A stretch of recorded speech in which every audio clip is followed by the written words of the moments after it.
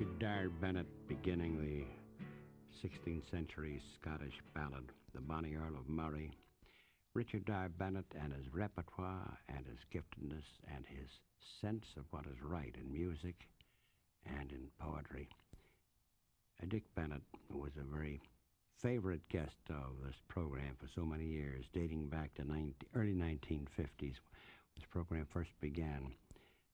Could be described as America's minstrel. Minstrel in the traditional sense, in the historic sense. As a Minnesinger was a German minstrel, and the French troubadours were minstrels in the medieval times and the chivalric times too. And so the songs he sang were art songs written, some by himself, many folk songs. Sometimes the line of demarcation was a narrow one. He died recently, last week, 10 days ago, at the age of 78, 79. So this is our tribute to a unique American artist and performer, Richard Dyer-Bennet. I suppose you could hear him say his credo. This, in a sense, is part of his credo, what made him so different. Throughout his concerts, more than 300 or so, and his recordings, toward the end, he decided to have his own recording company to fit his own taste. And here's his credo. Well, this is an important thing for a performer to learn altogether. If he does what an audience asks him to do, he will be apparently and superficially satisfying the audience. But if he does, he will be following the creative impulse of the audience rather than his own creative impulse. And he will be then limited to the creative impulse of the audience. And if he is a creative performer, he is supposedly particularly developed in that sense, and he should follow his own creative impulse. If, for instance, in the early days of my performing, I had sung, we'll say, a dozen songs, noticed out of the dozen songs which 5 or 6 were most popular, and had then just continued to sing those, I would have become known for a half a dozen songs and might have been a reasonably successful entertainer. But I would never have developed. But it was. But I had to insist on following my own instinct about this, and I was able. A song like My Lady Greensleeves, for instance, which has now finally become, in a way, identified with me. I insisted on that song to begin with. It was not immediately popular. I would sing My Lady Greensleeves, and I would sing Eggs and Marrowbone, and the audience would immediately love Eggs and Marrowbone and not quite know what to make of Lady Greensleeves. But thank goodness I stuck to singing Lady Greensleeves, so that if I were to die tomorrow, I would be remembered for Greensleeves and not, thank God, for Eggs and Marrowbone, I hope. Not that Eggs and Marrowbone's bad, it's quite good. It's a good song, and it's a useful song in a program. You stuck to your own leanings. Your impulse decided you were not the audience's, and so as a result, we know a song, I think, thanks to you. Well, life is not worth... The business of performing is not worth it if you don't do what you want to do yourself. You don't follow your own drive. Well, what's your drive at this moment, musically? Well,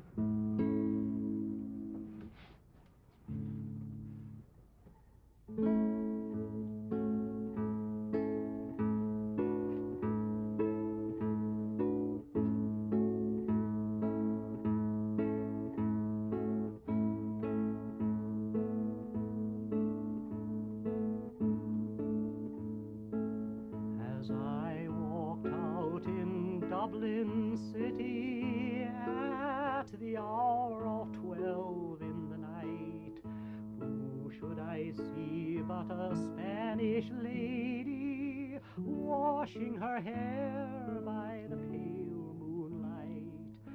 First she washed it, then she dried it over a fire of amber coal. Ne'er did I see such a lovely lady taking such care about her soul.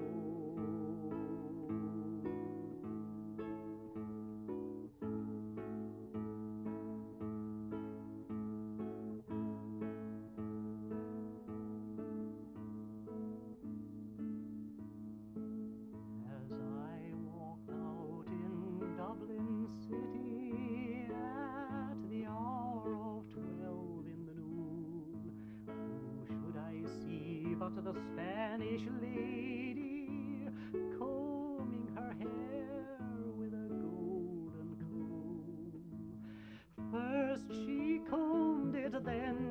curled it into a black and glossy roll. Ne'er did I see such a lovely lady taking such care about her soul.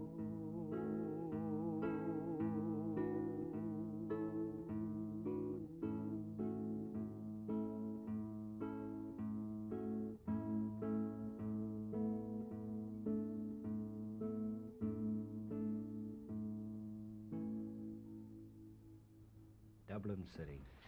You notice it's the Spanish lady in Dublin City. The Spanish lady in Yes, Dublin. I don't know why, but I do know why. I have no evidence for this except my feeling that this springs from the time after the Armada. I get the impression of a Spanish. And you think there was a raid? Spaniards Some being of Francis washed Drake's boys, ashore and perhaps raiding a Spanish and galleon there, and yes, running off with a couple of. And then Dick went on, Dyer-Bennet, to discuss the history of that song and some of the others. He was a scholar, too.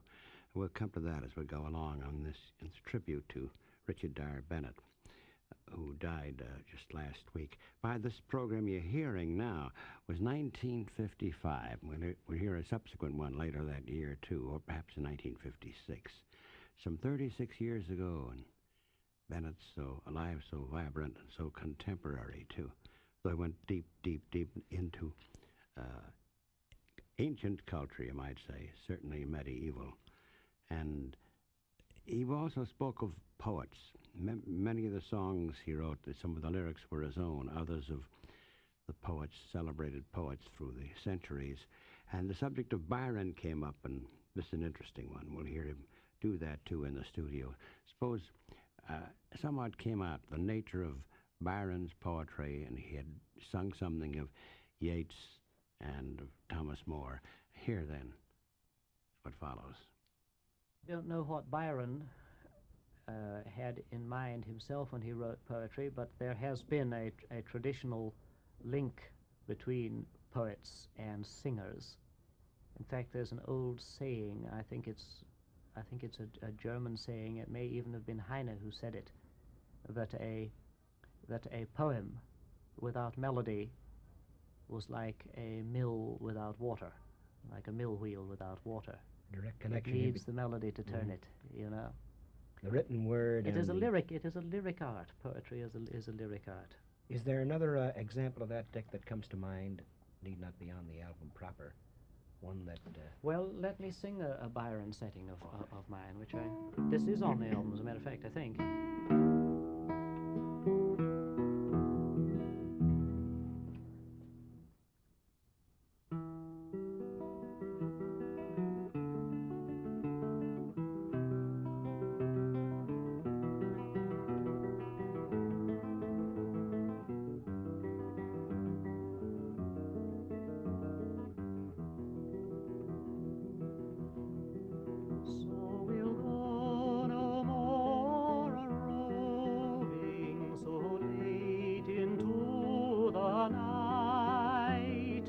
The heart be still as loving, and the moon be still as bright.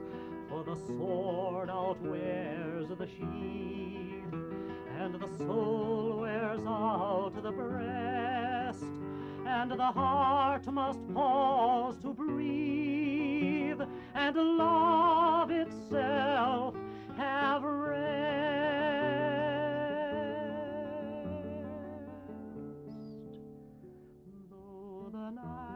Was made for loving, and the day returned to smooth. Yet we'll go no more a-roving by the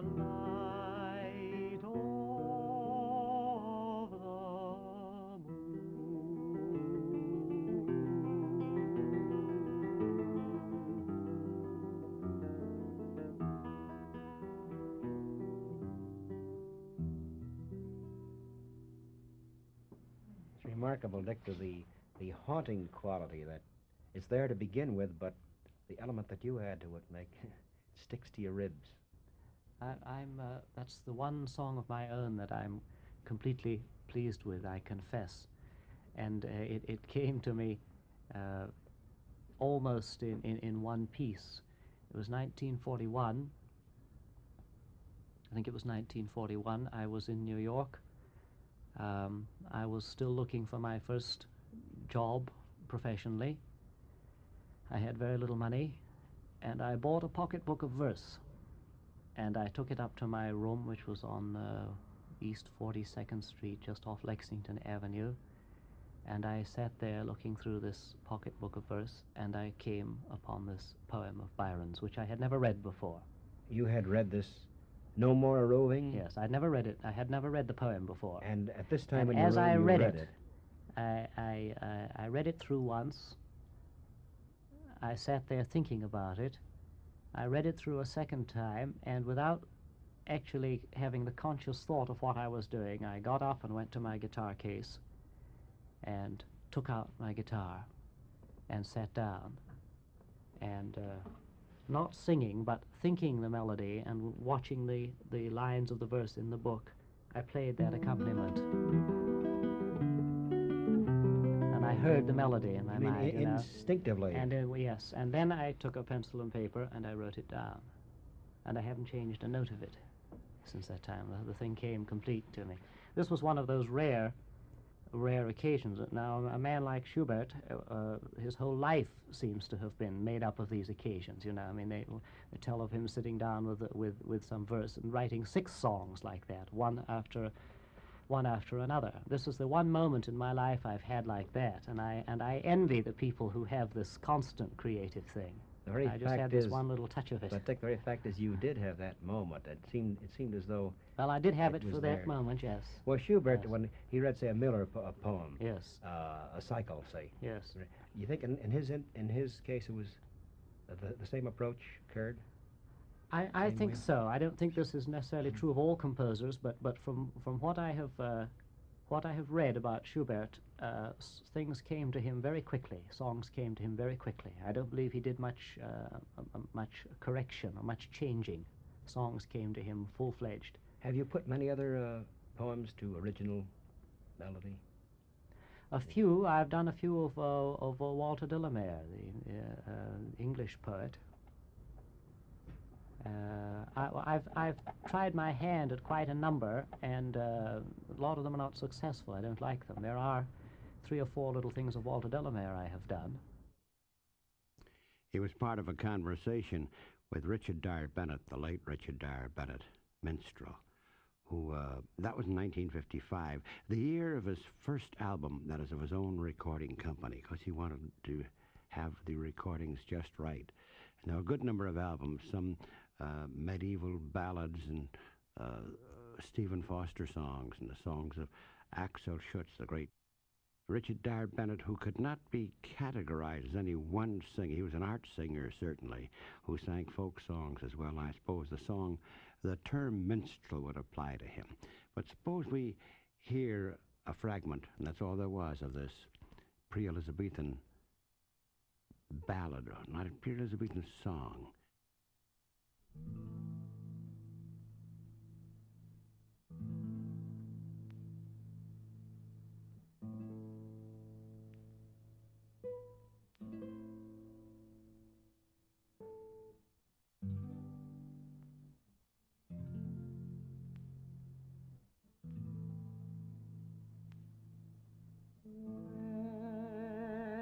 Western wind, when wilt thou blow? The small rain down doth rain. Christ, that my love were in my arms, and I in my bed.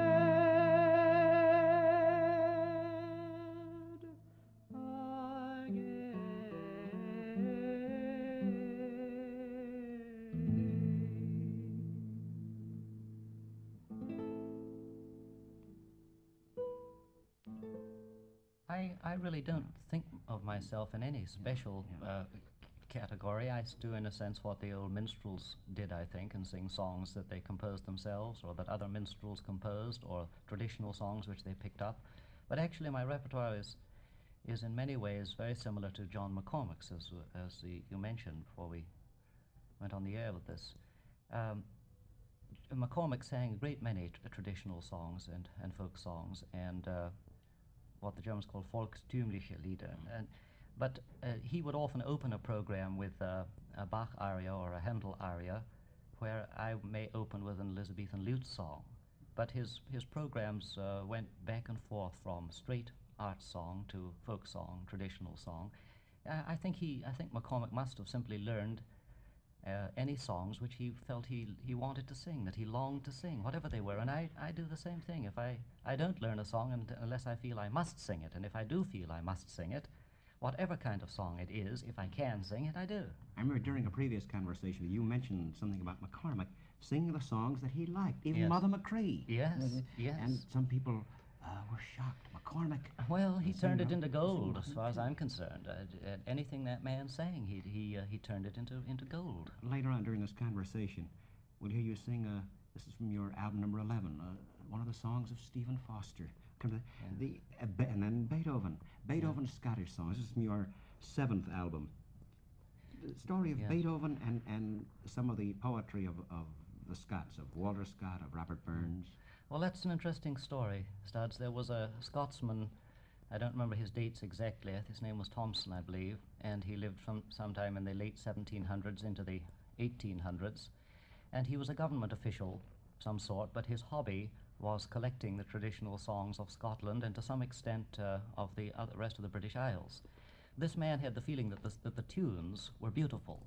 He thought in many cases the words were second-rate. He probably was wrong about this in retrospect, but at any rate, he thought that the words were rather second-rate, and he felt that the general piano accompaniments that were used in the drawing rooms of his day were execrable. So what he did was to commission outstanding poets of the day to write new lyrics for these songs, and among the people he commissioned were Robert Burns, Sir Walter Scott, Joanna Baillie, William Smythe, and then, thinking that there were no musicians in the British Isles capable of setting these beautiful tunes, he went across the Channel and engaged European musicians, and among them were Haydn and Beethoven. And Beethoven set 164 of these songs. That is, he took the traditional tune and set them for symphonies, as Thomson called them when he published them, symphonies for piano, violin, and cello. And they're relatively little known. They're not all good, I would say. A lot of it was hack work on Beethoven's part. You know, he was simply paid to do it, and he obviously wasn't inspired by it all. Even he did hack work. Oh, yes. But some of it, I think, was inspired. Some of it, you really feel the melody really invigorated him, and you hear little touches of the kind of thing that you hear in all his good chamber music. And the songs are charming. But what are they? It isn't Beethoven. It certainly isn't folk song anymore. But why does one have to call it anything? They're lovely songs. Way back you spoke of a plan you had long ago of adapting the Schubert cycle to Shinna Millerin and English translation of it. And I know you have been thinking about this for a long time. Yes, I remember it must have been 6 or 7 years ago, Studs, that we first spoke of that, and almost every year since then you've asked me how I was getting along, and I put it off and put it off and put it off. Well, this winter I had a few weeks between tours, and for some reason or other the moment came for me to start to work on this, and I went to the Peter's edition of the Schubert songs, and I did about 3 in the first day, and then a week went by while I struggled with number 4, and so on it went through these weeks, and by the end of this period of a few weeks I had sketched them all out, and now during the late winter and spring when I could, I've worked on them, and I finally finished them. This is a cycle of verses written by the poet Wilhelm Müller around the turn of the century, that is around 1800 he wrote the poetry, and it tells a continuous story. It's a narrative running through 20 verses, 20 poems, that is. The poems are all they're not all in in one form. In other words, it's not like a long ballad.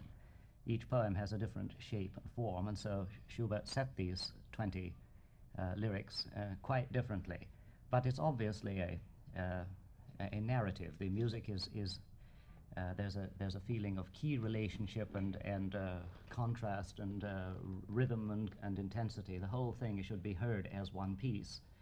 And it's my feeling that the English-speaking world, that part of it that doesn't know German very well, has never heard it as a narrative. And I found in talking to people who know and love the cycle in German that many of them have never thought of it as a narrative, as a continuous story. Missing the drama of it. Yes, and the very thing that Schubert said, he wasn't setting just the sound of the German language. He was helping Müller tell this story, you know. And it can't be done, of course, with guitar. One or two songs could, but I'm going to sing it musically as Schubert wrote it, with piano accompaniment. But I have translated the whole cycle now into English, and I think it is a singable translation, and it's my hope that it can introduce this great cycle, certainly one of the toweringly great bits of vocal literature that we have, and that's my hope that it can introduce this cycle to a sizable English-speaking audience, which is simply not going to sit and listen to a continuous story told in 20 songs in a language they don't know. You were before, it's quite dramatic. You were telling me and Win Strachey before we went on the air about one of the pieces involving dialogue between the brook and the milleress and the unrequited lover, and yes. how both were claiming him, and yes. the brook, and it's very awfully dramatic. Yes, it's moving. It's as we know it and understand it with your translation. It has almost a fairy tale-like quality. It hasn't got the direct, stark narrative of the great classic ballads, and yet it isn't purely fantasy. It's somewhere in that realm in between. And I think of it almost as having a fairy tale-like quality. The story of a young miller who sees the mill wheels turning and the water flowing and feels the urge to wander. And he says it's the millers. This is characteristic of all millers. They want to wander, and it's because of the movement that they see all the time, the turning of the wheels, the grinding of the millstones, the ever-flowing water. And so he asks his master, to whom he's apprenticed, to turn him free, that he may take the next step in his apprenticeship, which is to become a journeyman. And he becomes he is turned free by his master, and he comes upon a brook, and he has somehow the feeling that he should follow this brook as it gushes out of its spring in the mountain and flows down to the valley. And he follows the brook, and it seems to him that the brook is talking to him. But no, it's not the brook itself, it's the water sprites or the water nymphs who are singing to him, giving him some sort of message. And the brook leads him to within sight of a mill, a lovely little mill, and the home of the miller gleaming through the alder grove ahead. And he senses that the brook has led him here for some reason or another. And sure enough it has. Here lives a master miller and his daughter. And the young miller falls in love with the girl, and then there are 2 or 3 songs in which the issue is in doubt. Is she going to say yes? Is she going to say no? And finally in the exultant song, Mine, she says yes to him. And all seems to be going well, when suddenly a hunter appears on the scene, a romantic figure dressed in green and with a big rough bristling beard and a gun and a couple of yelping hounds, and oh, he's such a romantic figure, you know. And then the young miller feels, you know, the girl's affection begins to turn from him to the hunter.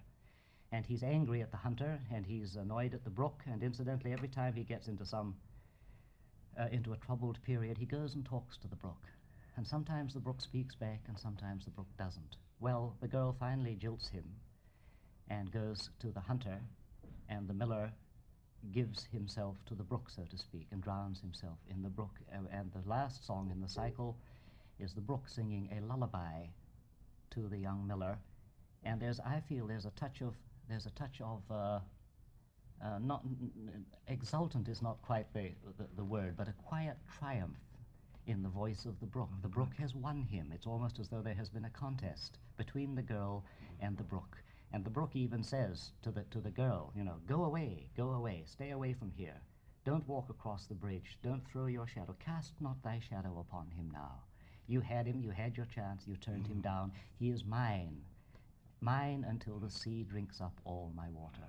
Has a marvelous fable, Yes. fairy tale Yes. quality to it. Yeah. And this, with the translation, of course, will make it has much more impact upon the audience. I think so. I think if I can capture, of course, musically it has to be done very, very precisely and as absolutely as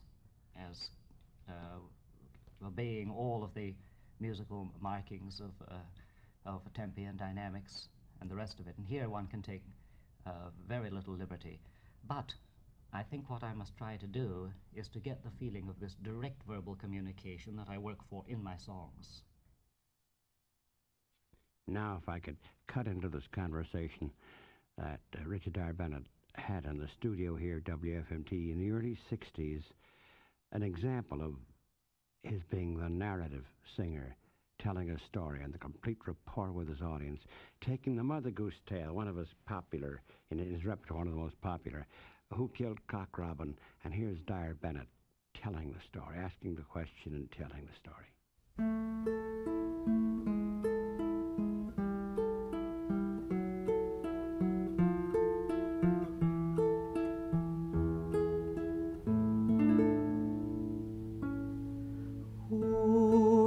Cock Robin, I said the sparrow with my bow and arrow. I killed Cock Robin. Who saw him die? I said the fly with my little eye. I saw him die. All the birds in the air fell a sighing and a sobbing when they heard of the death of poor Cock Robin. When they heard of the death of poor Cock Robin. Who'll dig the grave? I said the owl with my little trowel. I'll dig the grave. Who'll toll the bell?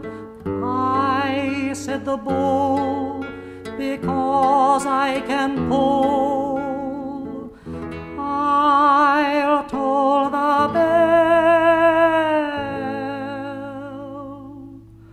All the birds in the air fell a sighing and a sobbing when they heard of the death of poor Cock Robin.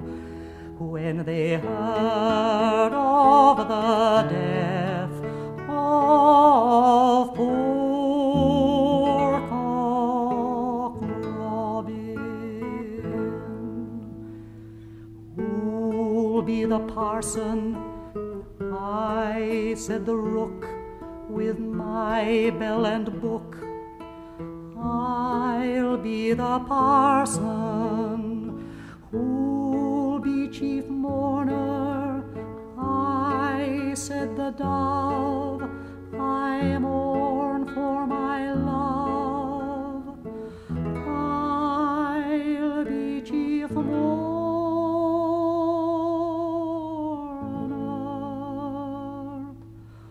All the birds in the air fell a sighing and a sobbing when they heard of the death of poor Cock Robin. When they heard of the death of poor Cock Robin.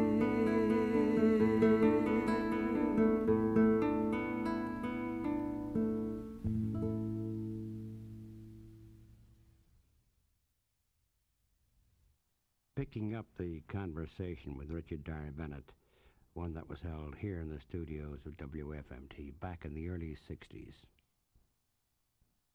I think as you were talking about the narrative singer, think of the influence of a certain man upon you. This involves the next song we'll hear you sing from your album number 10. The old Swedish minstrel, your teacher. Scholander, yes. Scholander. Yes. Was this his... Oh, yes. Studs, Credo. this man, when I heard him in 1935, he was 75 years old. And he'd retired long since, and he hadn't even touched his lute for several years. And I told him that I'd come halfway around the world to hear him, and I was damned if I was going back to California without hearing him sing. So shrugging his shoulders and pretending to be put out by this, but really secretly pleased, I think, he went to his lute case and opened it up and found that most of the strings were broken. So he called up a big music shop in Stockholm. He lived out in the suburbs, and ordered some strings, and they sent them out by a motorcyclist. And he strung up his lute, and he sat down, and he struck a chord, and looking right at me, and with this old, somewhat quavery baritone of his. He had not much voice left, and it didn't matter. He just looked right at me, and he sang. At 75? Yes, and he said, he looked at me and he said, "There was a ship that sailed upon the lowland sea, and the name of our ship was the Golden Vanity." And those two lines, you know, and this moment he had me. I felt he was there. He had been there. And everything he sang was this way. He didn't act out the songs. He suggested sometimes the characters in the songs, but he remained always the narrator who suggested the characters and suggested the scene, but he looked at you and you felt this man is speaking to you out of his own life. And he could do this whether the song was a 13th century Minnelied, or an 18th century French court song, or a 19th century Swedish sailor song. You had the feeling this man is like the Flying Dutchman, you know. He's been all over the world through all of time. He knows everything that human beings have ever thought and felt, and he can tell it to you out of his own life. Out of his own life, yet he was, as you say, off. He was the narrator. He was the narrator. At the same time involved. Yes, he didn't really outside yet inside. Yes, Well, yes. Isn't it, as you say that, I think of Ruth Draper. I don't know why, and I'm sure there's a connection. Yes, This yes. is Ruth Draper's great art. Yes, She said, you know, that she suggests. yes, We know it's Ruth Draper, and yet we're lost at that moment. She becomes the young girl or Yes. the old Italian woman or whatever. yes. So this was, A win. yes. Reminds me of someone else. Herr Walter von der Vogelweide, wer ihn nicht kennt, der tut mir leide. Yes, You know that? yes, yes, Is he a great minister? yes, Yeah, well, yes, Herr Walter was a great minister. And it says Herr Walter from the Vogelweide, I suppose it's just, the bird forest. yes, yeah. Who doesn't know him, Yes, yes. I'm sorry. Yes, yes, yes. This, I Yes, suppose, is... this must have been the yeah. tradition, I think, as Wynne says. This was the tradition that Scholander sang in, and he was a rare bird. I don't know of anyone like him since Bellman's time in the late 1700s in Sweden. This self-accompanied song tradition carried to a high art was something that, essentially speaking, began to die out when the keyboard instruments took over, and you know, music became much more complex. Because both hands were free to play the notes. You didn't have to stop strings with one hand and pluck with the other, as with the old lute. And so both hands were free for making music, and therefore the music became more complex, and therefore a man began to specialize. And whereas the musicians had often been singers and instrumentalists and accompanied themselves, they now became either singers or instrumentalists. And the day of the self-accompanied singer, as a highly developed artist, tended to die out. But there have been one or two who kept it alive. Bellman did, and Scholander did. And this was what touched me off, Well, I hearing think this man. you carry on, certainly, Dyer-Bennet, Dick, in this tradition. The whole, I suppose the phrase would be the whole artist, in a way. The phrase is by Charlie Chaplin. He makes the whole shoe. And he makes the whole shoe. The right. Yeah. Well, the French song. Did you learn that from him? Le Véritable Amour. Yes, yes. This is not a folk song. It was written by a woman named Louisa Puget, I think. And Scholander never met her, but he met members of her family in Paris in about 1903 or 1904. And this was an amateur musician who had written some charming songs, and one of these was Le Véritable Amour, True Love.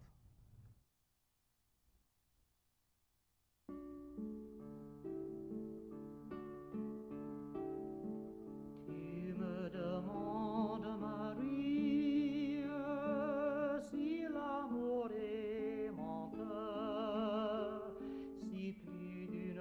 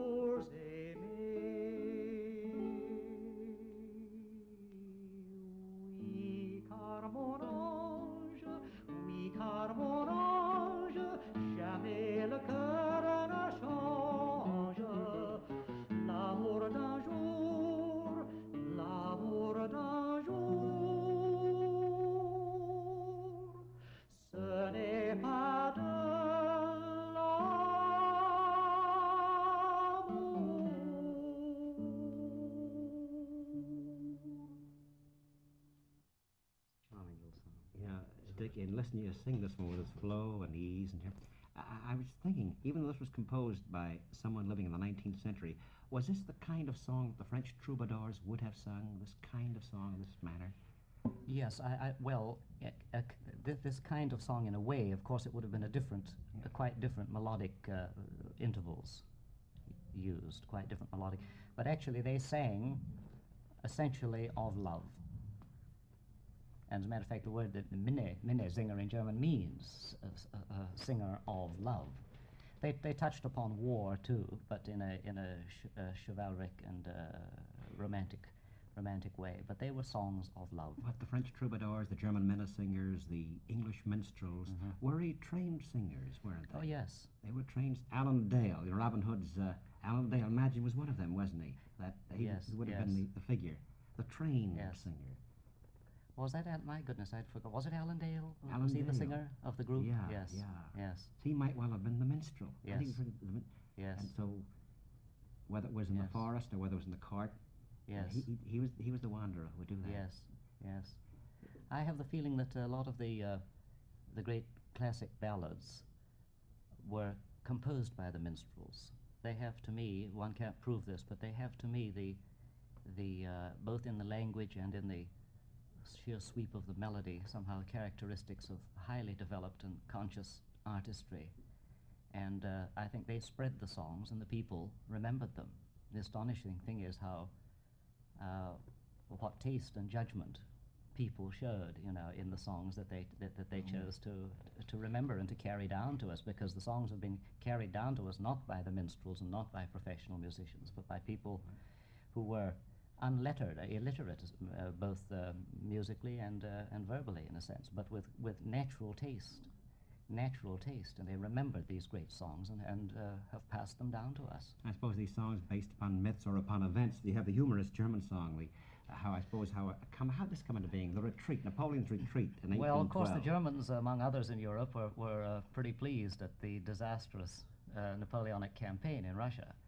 And the story is that a now unknown German poet, we don't know who it was, who wrote this verse, but when the news came in of the retreat, this German poet wrote a ballad in which he told of the retreat and was making fun of Napoleon, and he wrote it to be sung to an old Tyrolean melody which was well known in Germany at the time. And this is part of the tradition of writing new words to an old tune, because you can't teach a new tune to people so easily, you see. But here was a tune everyone knew, and so he wrote these words, and everyone could sing it, and apparently it was being widely sung, and it tells the story of the retreat and how Napoleon is defeated, and comes through Dresden. The people ask him where he's been, and he admits that he'd been moved too far into that huge country, and he comes through Mainz, and they mistake him for the Prince of Neufchâtel, who was the ugliest man in Europe at the time, and he comes into Paris, and his feet are swollen, and his hide is full of lice, and members of his own government laugh at him, and he said that I couldn't help it. It wasn't my fault. It was those Cossacks,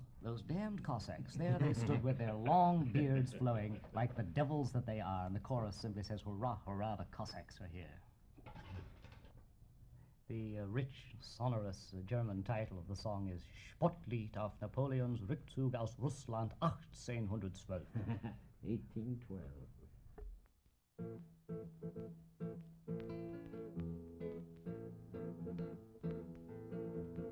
Alexander der große Held, schlug den Napoleon im offenen Feld.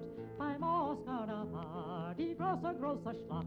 Napoleon verlor seine Heeresmacht. Hurra, hurra, hurra, die Kosaken, die sind da. Sie tragen lange Bärte, wie die Teufel stehen sie da.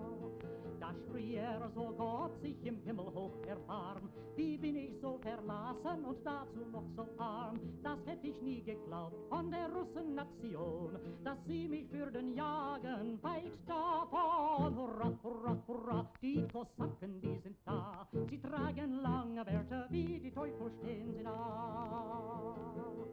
Und als gekommen bis nach Dresden, so hat man ihn gefragt, wo sei gewesen. Ich wachte stürzte mich zu tief im Russland hinein. Es wird mir künftig keine Warnung sein. Hurra, hurra, hurra, die Kosaken, die sind da. Sie tragen lange Bärte, wie die Teufel stehen sie da.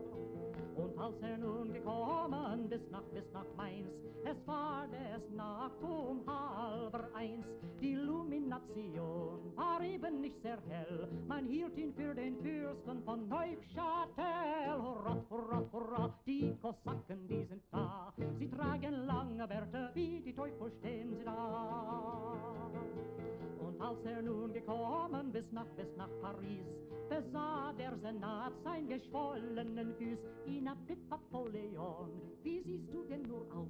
Geschwollene Füß und dein Pelz voll aus. Hurra, hurra, hurra, die Kosaken, die sind da. Sie tragen lange Bärte, wie die Teufel stehen sie da. Dann fuhr mit aller Geschwindigkeit aufs Rathaus, dort stellt sich in die Arme in die Seit. Und als ihn nun die Ratsherren ausgelacht, so schrie aus aller Leibesmacht. Hurra, hurra, hurra, die Kosaken, die waren da. Sie trugen lange Bärte, wie die Teufel standen sie da. Hurra, hurra, hurra, die Kosaken, die sind da. Sie tragen lange Bärte, wie die Teufel stehen sie da. As we hear in Richard Dyer-Bennet sing this delightful, rather racy song, and another delightful of the retreat of Napoleon, you were saying something as you were listening to this, Dick. You and me were talking about this matter of, it's rather moving. The anonymous bard who wrote this, wherever his bones may be, years ago wrote this, and yet sung today. You're singing it perhaps at the Court Theatre tomorrow, some other concert that's recorded. Yeah. This song in the middle of the 20th century. Yes. Yes, every now and then a thought like this occurs to me, and it's a kind of a thrilling thing. What would that old boy have thought, whoever he was, if he had known that in mid-20th century Chicago this song was going to be ringing out in the air again? As Wynne and I were saying, as Wynne said, we are, the singers of this music, are continuing the tradition of this. We're adding a few more years towards immortality for some of these great things. Adding a few years of immortality to some of these great things. You might hear that, too, as the reason for Richard Dyer-Bennet, and by the way, the reference was to Wynne Strachey, who was in the studio at the time and became a colleague and good friend of Dyer-Bennet. During his visits to Chicago and WFMT, Richard Dyer-Bennet not only spoke of his songs and the songs of the balladeers and the troubadours, but those in our time, or rather our century, our country. Stephen Foster was uncovered. A good deal of his songs were uncovered, and some of the notes of Foster uncovered by Dyer-Bennet. And he said that within Foster there was the possibility of being a Schubert. He had that same lyric quality, that instinct that Schubert had, were it not for the nature of his life and early death. Schubert did too, but wholly different circumstances. And he has several albums. He has an album of Stephen Foster songs, 11 or 12 albums Richard Dyer-Bennet put out, and they're all beautiful. And of course, Axel Schutz, the Danish tenor, whom Stephen Foster, Richard Dyer-Bennet introduced to the United States, as well as children's songs. But we can't have any tribute to Dyer-Bennet. By the way, the mastery of the guitar and the lute, Wynne Strachey spoke of often with a great deal of admiration.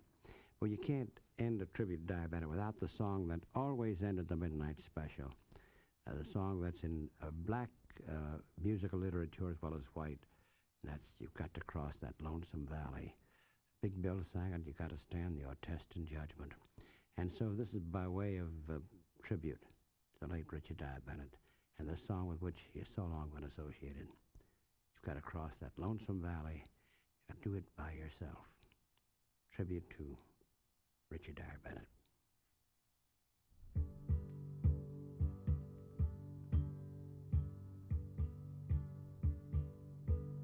You've got to cross that lonesome valley. You've got to cross it by yourself. There ain't no one can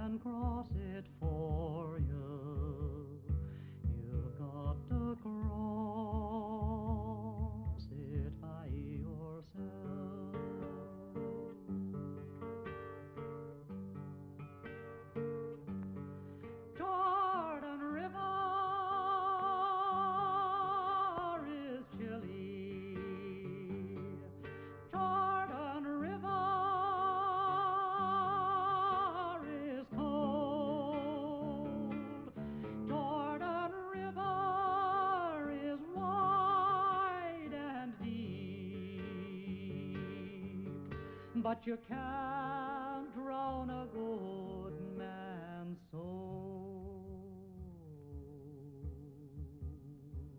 You got to cross that lonesome valley. You've got to cross it by yourself. There ain't no one can cross it for you.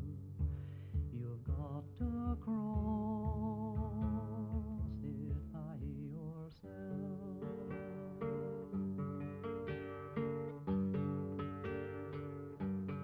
Some say John was a Christian. Some say John was a Jew. But I say John was a natural man, and he was a preacher too. You got to cross